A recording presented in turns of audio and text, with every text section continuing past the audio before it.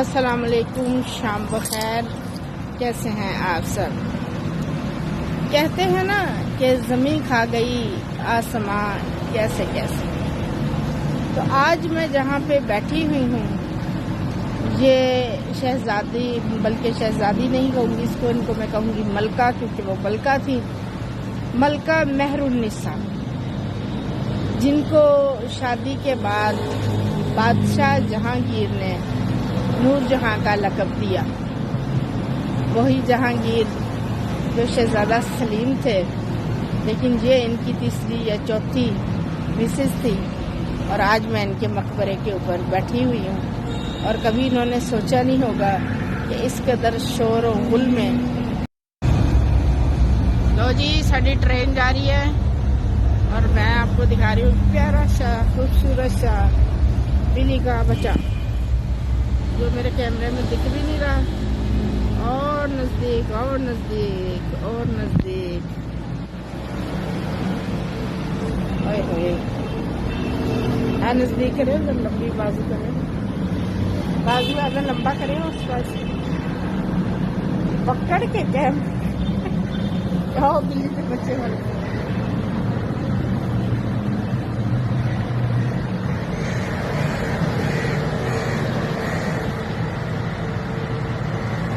جا کے کر لیں.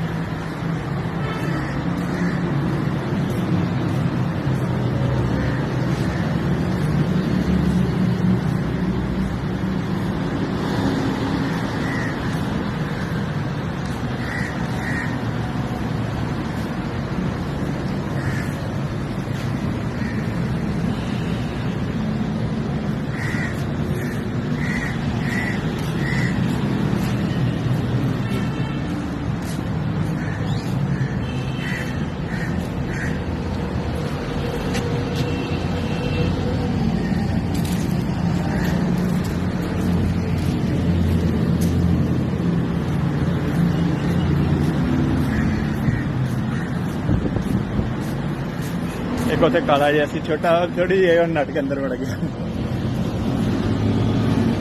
یہ ہیں جی چھوٹے چھوٹے بلی کے بچے. اور اب میں آپ کو دکھاتی ہوں بڑے والے. یہ دیکھیں جی، یہ ہیں بڑے بڑے بلی کے بچے. ایک بلی بچہ، ایک بلی کا بچہ ہے نا. دو بلی کے بچے ہو گئے. اور بہت بری بات ہے ویسے، ہم جو ہے نا اندر جو ہے میں بات کر رہی تھی مہر النساء کی. مہر النساء کی قبر ہے اور اس کے پاس بیٹھ کے ہم بنا رہے ہیں ویڈیو. مہر النساء نے کبھی نہیں سوچا ہوگا کہ میری قبر دے اتنے آ کے اس طرح لوگ بدتمیزیاں کریں گے. اور معاف کرنا مہر النساء، کل نفس ذائقۃ الموت، بے شک تیری طرح ایک دن ہم بھی اسی طرح کسی قبر میں جو ہے نا لیٹے ہوئے ہوں گے. اور کچھ بھروسہ نہیں ہے کہ اگلا پل جو ہے وہ ہمارے نصیب میں ہے بھی یا نہیں ہے. لیکن میں حیران ہوتی ہوں کہ ایک وقت کی بادشاہ اور آج یہ تنہائی.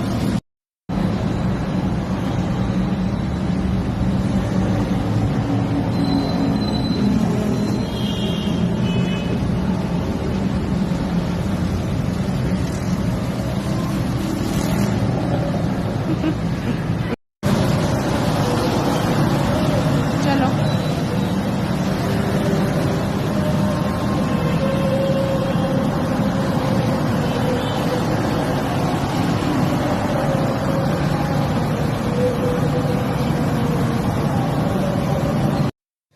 السلام علیکم، صبح بخیر سارے پاکستان، پیارے پاکستان. اور میں اور میری پیاری سی ہانیہ ہم آ گئے ہیں آپ سے بات کرنے. اور آج آپ کو ہم دوبارہ سے لے کے جا رہے ہیں تاریخ میں. ہم صدیوں پیچھے جینے والی، صدیوں پیچھے اپنا نام بنانے والی مہر النساء کی بات کر رہے ہیں. ہاں جی، کیا ہوا؟ بادشاہ جہانگیر کی ملکہ مہر النساء. اور مجھے لگتا ہے کہ ہانیہ کو اس کے اوپر ہے کچھ اختلاف. وہ نہیں چاہتی کہ بہت پرانی بات کی جائے، اس لیے ہم نا اس کو ذرا کرتے ہیں سائڈ اور پھر کرتے ہیں بات. مہر النساء کے والدین نے پریشا سے ہجرت کی ہندوستان. इस सफर में उन्हें इंतहाई दिक्कतों का सामना करना पड़ रहा था और मेहरुनिसा मादरे शिकम में थी। हिंदुस्तान जाते हुए रास्ते में कंधार में जो है ना जन्म हुआ एक बच्ची का, और जिसका वालिदैन ने नाम रखा मेहरुनिसा। इस मौके पर मेहरुनिसा के वालिदैन की मलक मसूद नामी एक शख्स ने बहुत ज़्यादा मदद की और उसने मेहरुनिसा के वालिद को बादशाह अकबर के पास नौकरी दिलवाने का भी वादा किया। और उसी दौरान एक बच्ची की पैदाइश होती है। वालिद ने इस आसानी को जो उसकी ज़िंदगी में मुश्किल ज़िंदगी में आ रही थी, तो उसने इसका कारण जो है ना मेहरुनिसा की पैदाइश को समझा और उसने अपनी बच्ची का नाम मेहरुनिसा रखा, जिसका मतलब सूरज की रोशनी था। मेहरुनिसा के वालिद को अकबर के दरबार में नौकरी मिल चुकी थी और अकबर बादशाह के यहाँ उसकी चौथी बीवी से जो है ना शहजादा सलीम पैदा हो चुके थे। उससे पहले उनकी तमाम बीवियों में से तमाम जो बच्चे पैदा होते थे तो वो इंतकाल कर जाते थे। तो जहांगीर उनकी जिंदगी में रोशनी बन के आया था। जहांगीर की पहली शादी महाराजा की बेटी मानबाई से हुई थी और वो लोग उस वक्त ताल्लुकात बढ़ाने को जो है ना ज्यादा इस पर गौर करते थे और फिर एक के बाद दिगरे उसने कई मरहटों की बेटियों से शादी की ताकि लोगों के साथ उसके ताल्लुकात जो है ना वो बेहतर हो सके। और मेहरुनिसा की भी शादी हो चुकी थी। मेहरुनिसा की शादी मेहरुनिसा और शेख अफगान से एक औलाद ने जन्म लिया जो कि बेटी थी, लेकिन शेख अफगान ज़्यादा उम्र जी न सके। उनको जो है ना गद्दारी के जुर्म में, मुग़लों की गद्दारी के जुर्म में मार दिया गया और इस तरह जो है ना बेवा हो गई। ये खातून मेहरुनिसा बेवा हो गई और इसको अकबर के दरबार में लाया गया, अकबर बादशाह की सबसे बड़ी बीवी रुकैया की मददगार के तौर पे। और वहीं पर जो है ना मीना बाज़ार में इसको शहजादा सलीम यानी कि जहांगीर ने, जो जिसने बादशाह बनने के बाद अपना नाम जहांगीर रख लिया था, उन्होंने देखा और देखते ही वो इसके ऊपर फ़िदा हो गया। और उसके बाद जो है ना उसने कोई इंतज़ार नहीं किया, उन्होंने फ़ौरन इस खातून को शादी का जो है वो पैगाम भेज दिया और कुछ इंतज़ार ना किया, फ़ौरन इनके साथ शादी कर ली।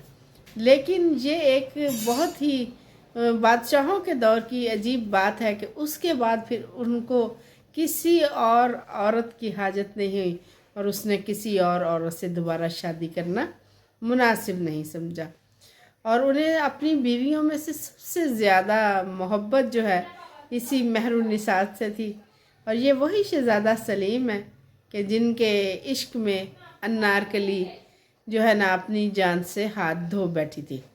बहरहाल ये खातून पढ़ी लिखी थी और इसी वजह से उन्होंने इसको मोहर भी अता की, शाही मोहर, और वो इनको अपने तमाम मामलात में जो हुकूमत चलाने के मामलात होते हैं इसमें वो उनको शरीक करते। जहांगीर बादशाह ने इसको पहले नूर महल और बाद में नूर जहां के खिताब से नवाजा।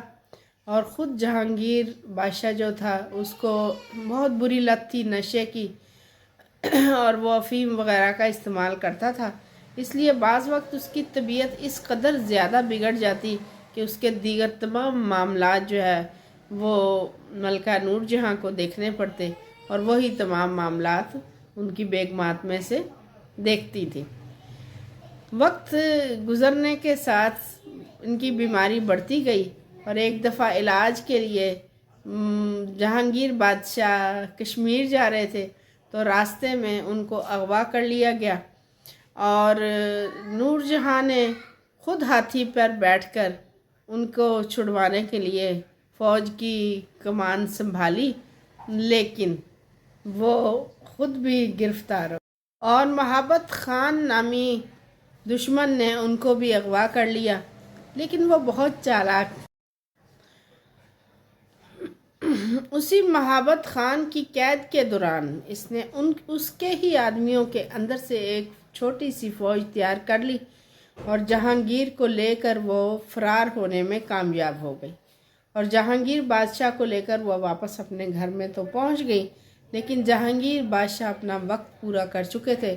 सो बहुत जल्द वो इस नशे की बीमारी की वजह से अल्लाह को प्यारे हो गए और मलका नूरजहां अकेली रह गई। और उसके कुछ ही अरसे बाद मलका नूरजहां का भी इंतकाल हुआ और उनको जहां उनकी फरमाइश के मुताबिक जहांगीर के करीब ही लाहौर में उनकी तदफीन हुई। और कल जो है ना मैंने विज़िट किया उनके मकबरे का, और सामने जो है ना ऑरेंज लाइन ऊपर से जा रही है और नीचे रोड चलता हुआ, और इंतहाई आबादी के इलाके के अंदर उनका मकबरा आ गया। लेकिन वो रोड की वजह से मैंने कहा सब आवाज़ें सुनते हुए कहती होंगी कि साडा ज़माना बड़ा चंगा सी, उदों अशुरवल नहीं हुंदा सी हैं।